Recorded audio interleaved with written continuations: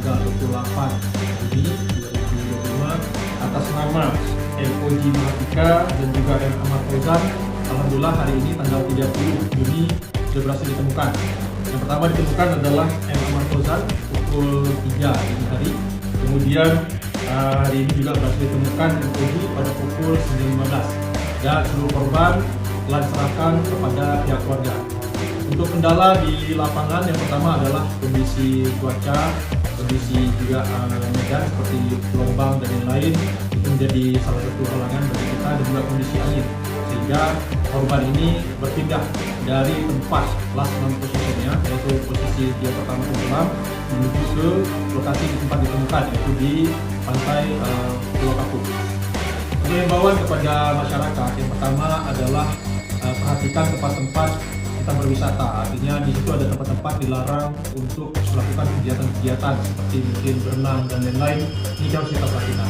Kemudian yang kedua adalah agar setiap orang tua itu mengawasi setiap anak-anaknya yang melakukan wisata, terutama di wisata air, karena bisa saja terjadi seperti ini, yaitu korban tenggelam karena kelalaian. Kemudian yang ketiga, kita menghimbau juga kepada para pengelola tempat-tempat wisata agar setiap tempat wisata itu ada namanya tim penyelamat, sehingga apabila terjadi hal-hal yang tidak diinginkan, hal-hal emergensi, itu bisa kita lakukan pertolongan.